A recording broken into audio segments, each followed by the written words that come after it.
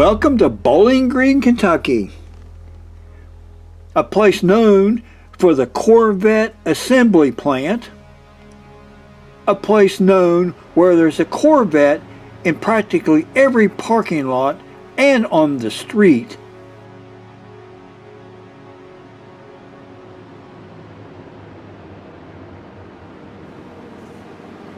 And most importantly, home of the Kentucky Victorian Rifle Shoot. Fire! And fire! One weekend per year, shooters attend from all around North America for some fun, wacky, and even volley shooting, Victorian era style.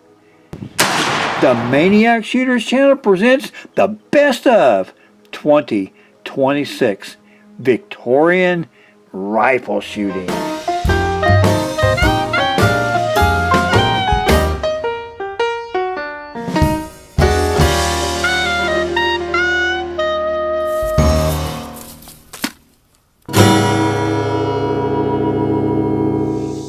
Ear and eye protection are strongly recommended.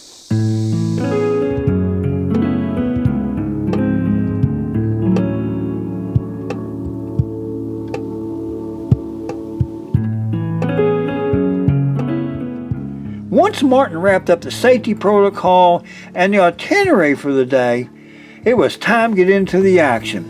First things first, a tribute to Duncan Andrews, who was well known in the Victorian Rifleman community. Take aim! Fire!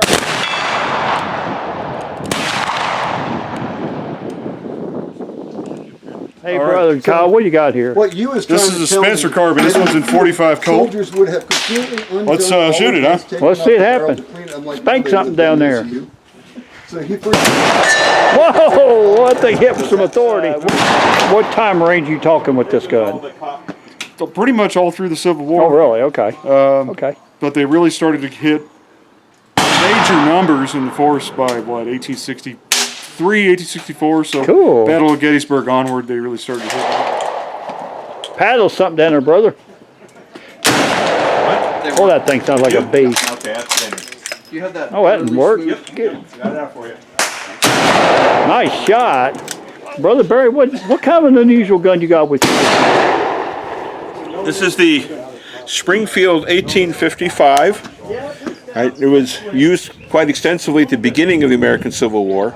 The unique thing is it had the Maynard tape system, which in addition to being able to use a regular percussion cap, basically you would have a string of caps like an old, for us, a cap gun, kid's cap gun. Cap gun when I was a kid playing with So them. as you operate this, it pushes the next cap up in line. So in theory, you just have to load, you don't have to cap. In theory. That's cool. Interesting. Was it very reliable back in the day? No. It wasn't reliable back in the day, and it's not reliable today. Very susceptible to moisture, all right, and fouling. So, on the 1855 Springfield, we had the Maynard tape system, where the tapes were inside of here. And then in the 1861 Springfield, the geometry of the hammer was kept. So basically, everything's the same except the Maynard. So that hook is the same. Same thing, huh? Yeah. Wow. And the rest of the gun is very, very similar. All right, I am no manual of arms expert, so I'm just going to go ahead and fun loading this. So what do you got in here? Swiss, I guess? Yeah, it's Swiss 1.5 probably.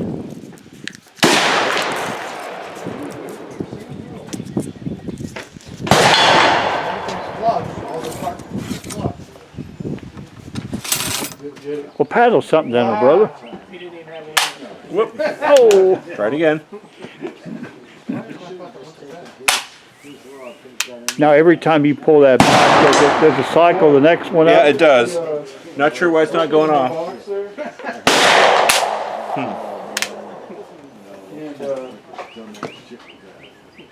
down in the bottom of my box.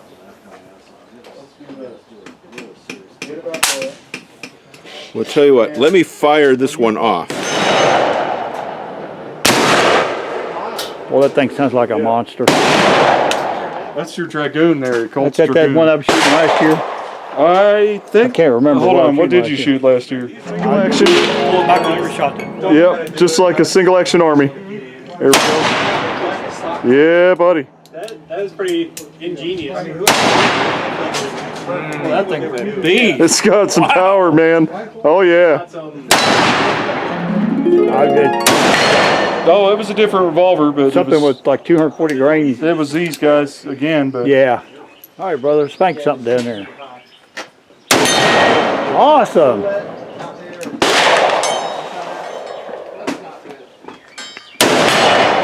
Sweet. Make that thing dance. Last round. Last round.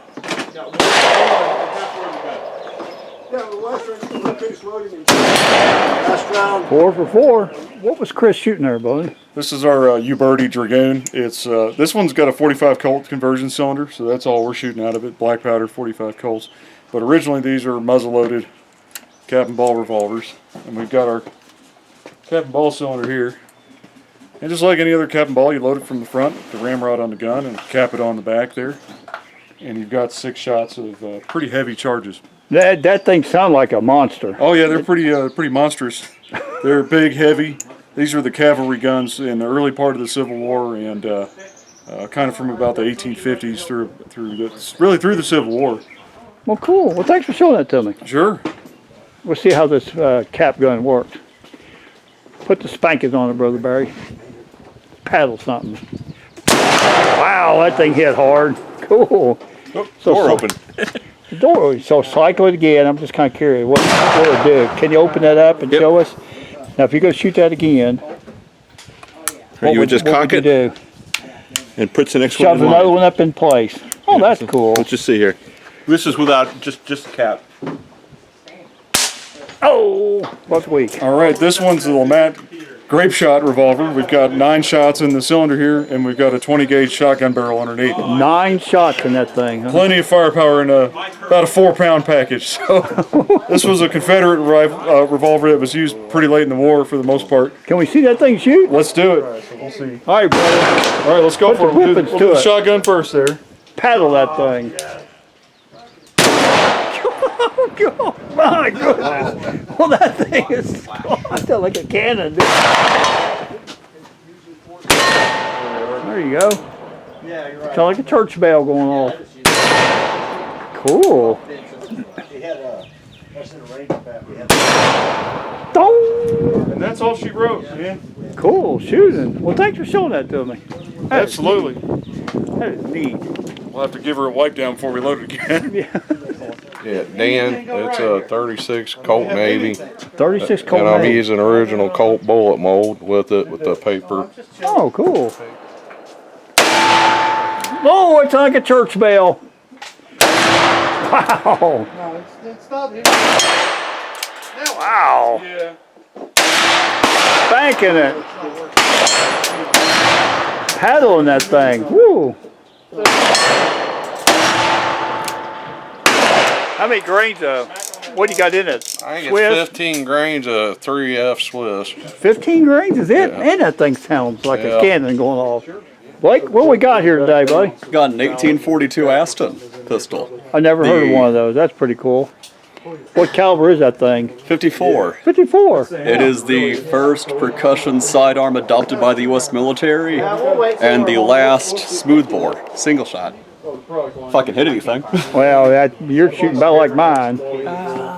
Like you hit anything with it.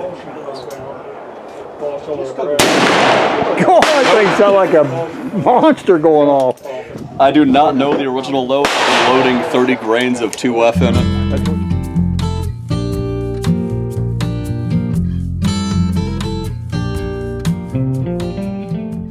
I was real excited to see an unissued 1866 Springfield trapdoor in a 5070, an 1877 Snyder Ambient artillery carbine in 577 Snyder, an 1888 Martini Henry in 577 450, a U.S. Model 1819 Hall rifle, Prussian Dreis needle rifle, Norwegian Kammerlader, a green breech-loader rifle, a U.S. Model 1855 rifle, the SMLE-22 training rifle.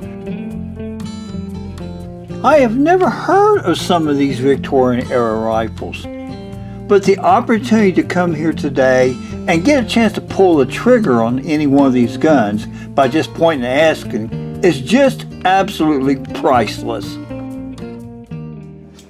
All right, Martin, what do we got here? This is a Model 1867 rolling block that was done for the U.S. Naval Academy. It's got 6. Okay. There were 502 manufactured total, 498 were actually sent to the Academy for marksmanship training. They used them from 1868 until 1890. The actions were made by Remington, and then all the other parts were assembled and put together at the Springfield Army. Oh, really? And it is a little reduced 50 cal. It's a 50 by 400 by 45. That looks almost too big putting that little gun. It is. It does. It just It goes a is. little high. Say it goes high. Yeah, I think so. It just looks almost too little or too big to put in there. It is just the right size. We'll see, paddle something down there with it. Well, Oh, you knocked it over. it's nice, isn't it? Yeah. Good shot. Wow. Yeah, it's just a neat little rifle.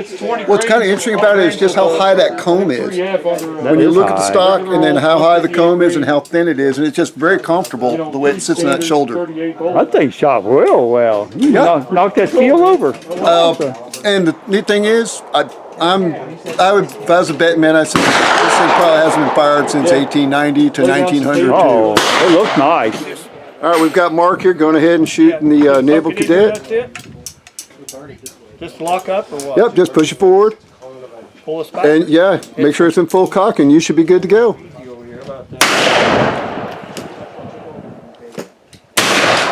Oh!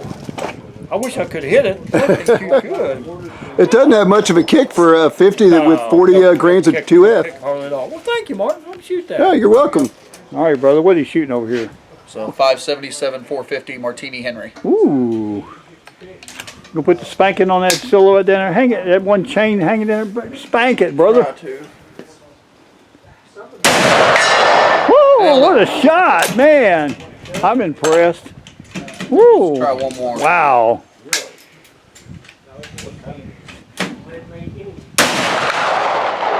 Frame next to it. I think it laughing at you that time.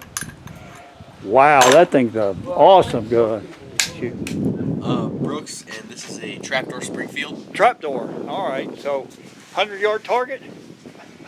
Yep. All right, man, let's see you spank that thing. Put the whippings to it. Whoa, what a shot! I love it.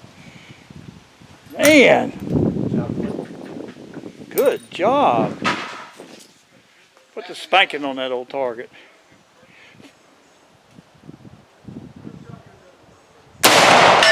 What a shot! That sounds like a church bell.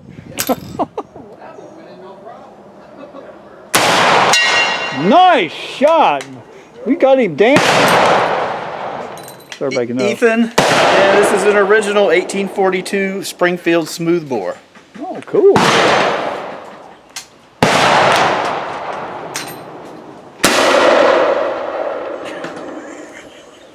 That thing sounded kind of funny. Did you patch that, or you putting a cardboard paper cartridge?